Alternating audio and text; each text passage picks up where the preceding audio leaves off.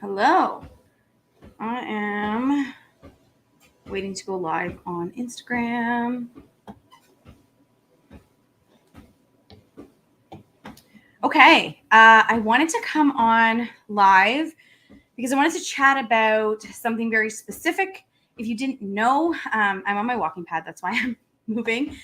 Today is May 28th, is the International Day of Action for Women's Health. And I wanted to talk about some equalities in healthcare for women. And I'm sure, nobody is surprised about this. But it was an article written in early May of this year. So I felt like this could give us, some jumping off points to have a conversation about this and, talk about it a little bit more.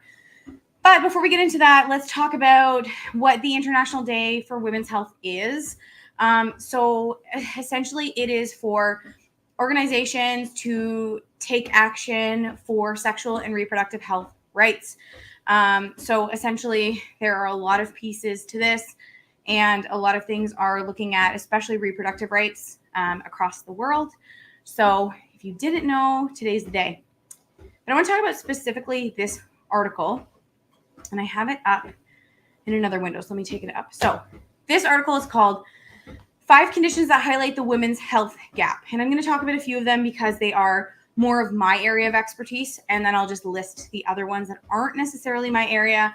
But interestingly, some facts for you guys. So women spend 25% more of their lives in debilitating health than men.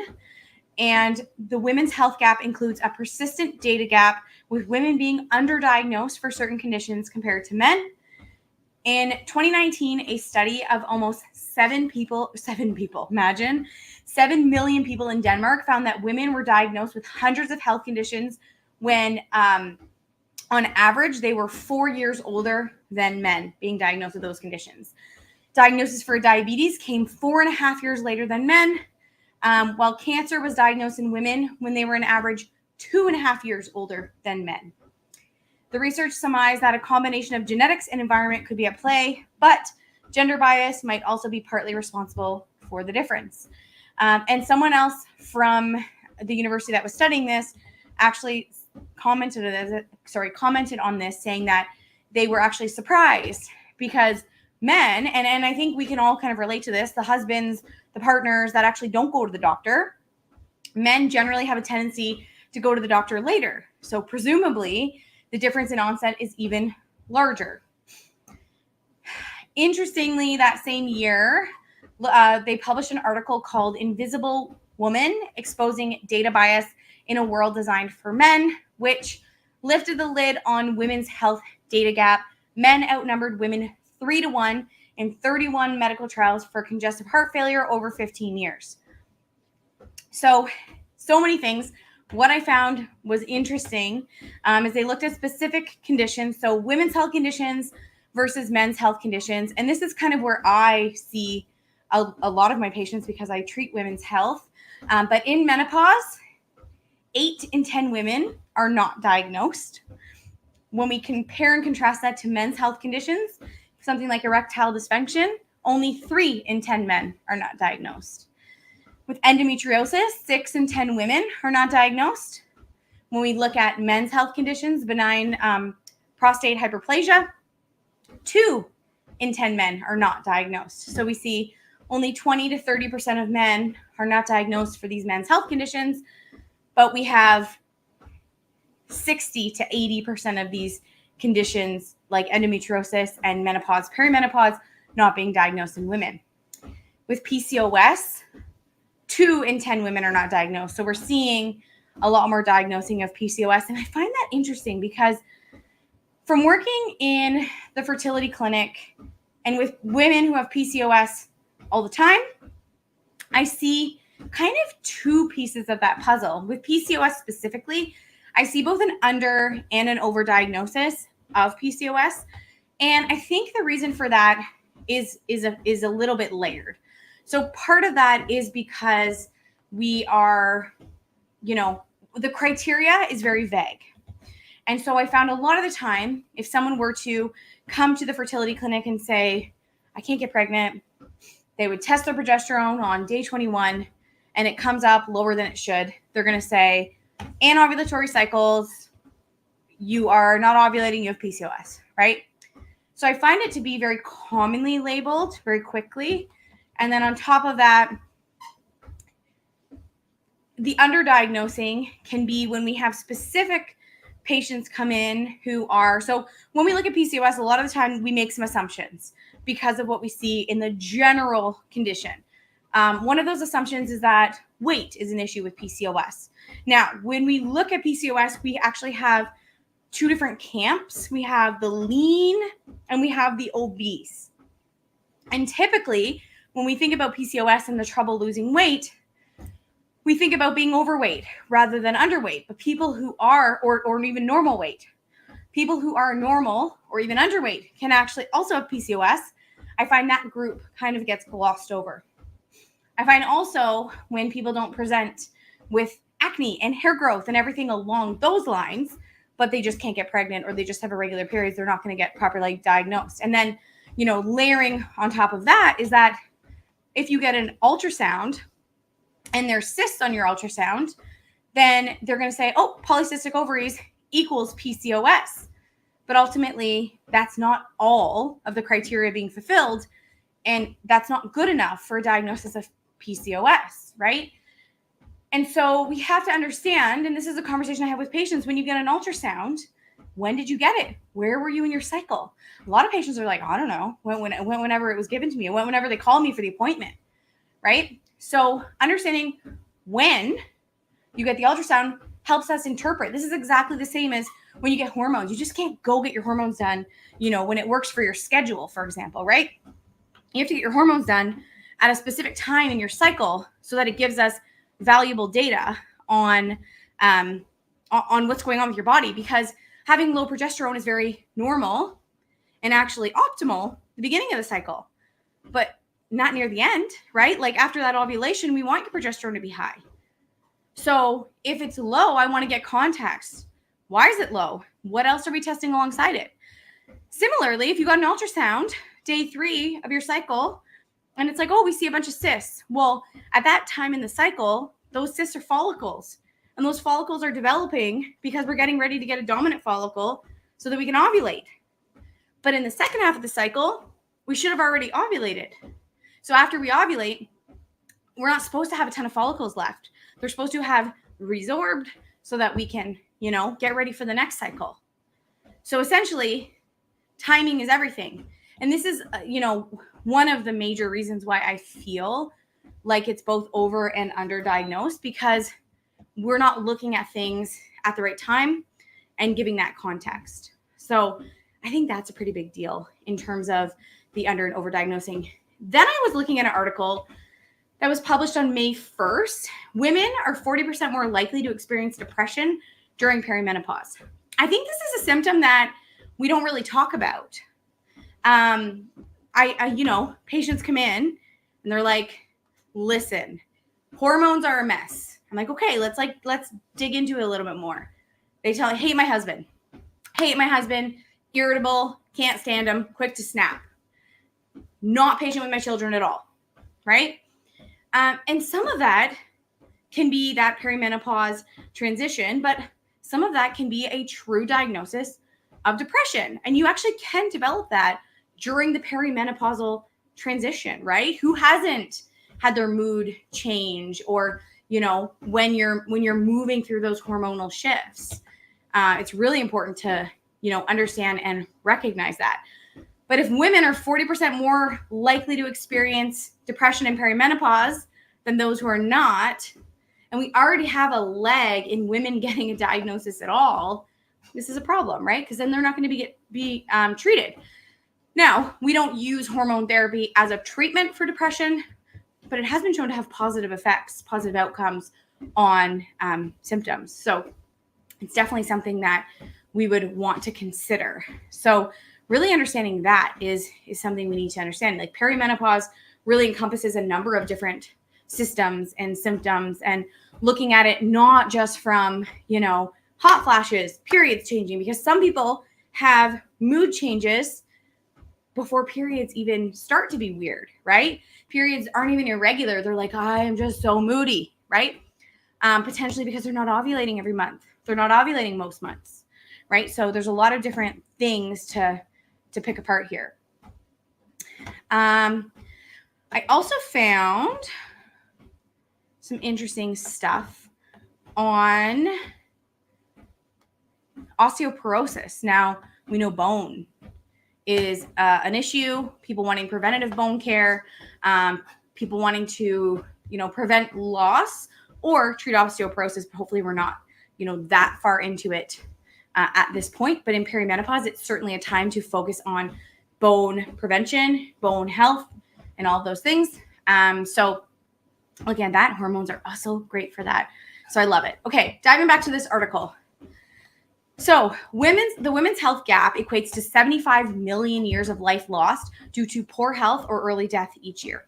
Closing the gap would give 3.9 billion women in the world an extra 7 healthy days a year, or an average of 500 days over a lifetime. Imagine, feeling well for an extra year of your life, full year, instead of losing that to being sick. So I just found that really interesting, because there is the gender gap. Now, here we're going to talk about in terms of conditions. So the first one that they list is heart attack. Women in the UK, so this was done in the UK, but women in the UK are a third less likely to receive a coronary angiogram, which allows the doctors to see the narrowing or blockages in the vessels. And a study published in The Lancet found that women were more likely to die after being admitted to hospital with a severe heart attack, but they were also less likely to be prescribed medication to prevent future heart attacks. They found that women were 50% more likely than men to be given an incorrect diagnosis following a heart attack, which is crazy. The second one, which is near and dear because I treat patients with this, is endometriosis. And endometriosis is also known as, or referred to as, the missed disease, because there's little known about, it's a very complex condition. There is immune pieces, there is microbiome pieces, there are hormonal pieces, but it's not, contrary to popular belief, endometriosis is not necessarily a hormone or estrogen-driven condition. But like I said, in the US, for example, only 2 out of 10 cases are diagnosed, with diagnosis taking more than 7 years, and even longer for Black women. So then they give an example. This patient had her first painful symptoms when she was 16. And but then there was a yawning 13-year gap of not being believed by healthcare providers, by being told that her symptoms were in her head, part of being a woman, or that she was exaggerating. And I feel like we can all kind of relate to this. Like, not maybe if you don't have endometriosis, but have you ever been to the doctors and felt like you weren't taken seriously, that your symptoms, that you weren't heard, that you were, being, oh, you're fine. Oh, it's just fine, right? We don't know enough as a society about periods and what periods are supposed to look like and what a red flag for period symptoms are. It takes so long for someone with endometriosis to get diagnosed that by the time they do, they're over it. They've lost trust in the medical system. They've lost trust in potentially also like the naturopathic medical system, because maybe they feel like it's their last ditch effort and they're like, well, whatever you have, throw it at me, but at the end of the day, something like fish oil may or may not do anything, especially when somebody's that far along. It's really sad that we have such a gap in that diagnosis. And again, 3 and 4, I found interesting, but these are not my area of expertise. Number 3 is autism. Around 3 times as many boys are diagnosed with autism as girls. Girls are often diagnosed later than boys, or not at all, which can lead to mental health problems in adulthood, which I found very interesting.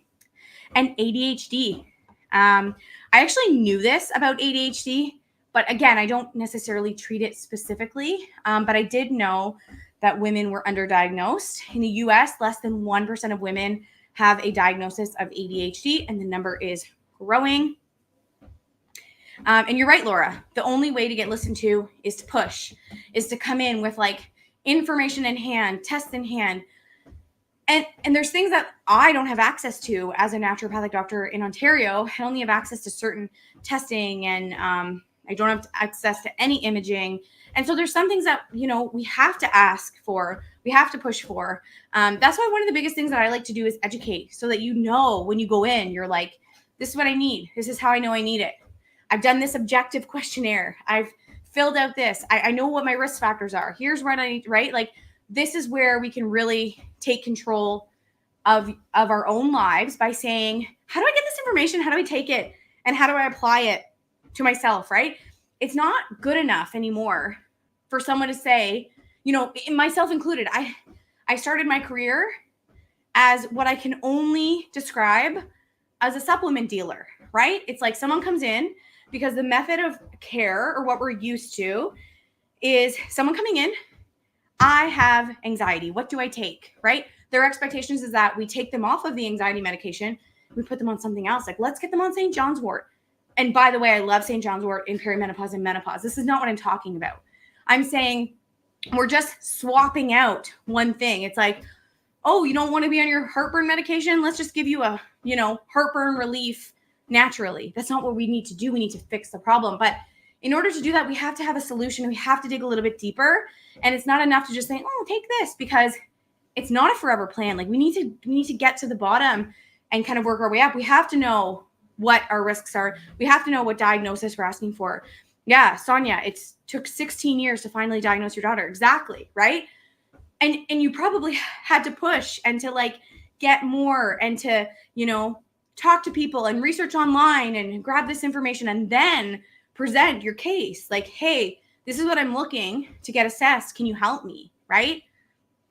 So I found that really interesting. And this is why I've, developed my programs over years, and my Peaceful Perimenopause program is being revamped. But the real point of everything is like, let's get information, proper information, not the overwhelmed sea of Instagram or, the Google. I was going to say the Google, like I'm 85 years old. Google or whatever you're looking for, like the information is out there. But how do you know what to do, when to do it, in what order, what applies to you, how to sift through and like filter that information? That's where, that's why I've created my programs, is like, how do we navigate this? And how do we make things, apply to us, not apply to us, take what you need and leave the rest? How do we get that critical thinking without having to be a doctor yourself? The SASI, SASI, is a tool developed specifically for women and ADHD. Love it. I would love to hear more about that, Amber.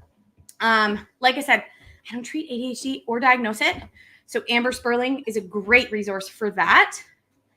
And number 5, the last condition that there is like a gender gap in is autoimmune disease. So autoimmune disease are, as you can tell, I'm getting out of breath walking while I'm talking. But anyways, autoimmune disease stimulates our body to attack itself, essentially. So this can be lupus, psoriasis, MS, rheumatoid arthritis, thyroid. I see a ton of thyroid in my practice. I see a ton of arthritis type conditions. I see a lot of histamine stuff in my practice as well. Specifically, hormone, histamine, inflammation really intersect together. And after cancer and heart disease, autoimmune conditions are the 3rd most prevalent disease category. Women account for the majority of people, 80% with autoimmune disease. But it takes an average of 5 years to get them a diagnosis, according to the American Autoimmune Association. It takes us an average of 5 years to get a diagnosis when we're 80% of the people. And we're 80% of the people because of those hormones. Sonia, I'm so happy that Amber was able to provide you that tool. I love it because, like I said, I had never heard of it. So I'm so happy to for you to have had that connection. Okay, and what else do we say here? Yeah, that's all they say about autoimmune, which is sad. And to be honest, in my practice, I see people not actually getting autoimmune stuff tested, like not getting the thyroid antibodies. If you're in perimenopause and you're having palpitations, heart palpitations, we not only say, oh no, it's just perimenopause. We have to rule out that it's not an iron deficiency, which is huge. I find that people just like underestimate how important iron is. And it sounds silly, but having sufficient iron levels will change your whole life. Change your whole life. So that's really important to know. That's really important to understand. Low iron can give you heart palpitations. So fix your iron levels, right? But even doing those antibody markers, thyroid antibodies, etc., right? Get that autoimmune treated if needed. So, and Laura, you're absolutely right. It's up to us to invest time and money into our health beyond what our free system offers. Unfortunately, the system is not really constructed to do anything other than transactional medicine, where you go in, get the thing, you leave. You go in, you get the thing, you leave, right? And it's really unfortunate that that's what it is. But all we can do is control what we can control. And I've even heard recently from a doctor I follow on TikTok, a doctor here in Ontario, a physician, who said that they're actually getting their I forget what it is. I think that doctors get a lump sum at the end of the year if their patients do X amount of preventative care, and they're getting that lump sum taken away.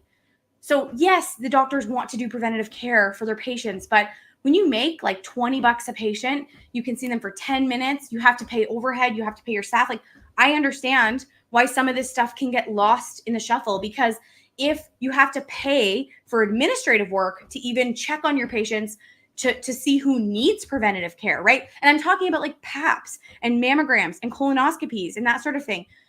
So it's frustrating because I see it on the patient side. Like, I see it every day on the patient side. The patients are like, doctor won't do this. Doctor said one visit. Doctor won't listen to me. But doctor is burnt out.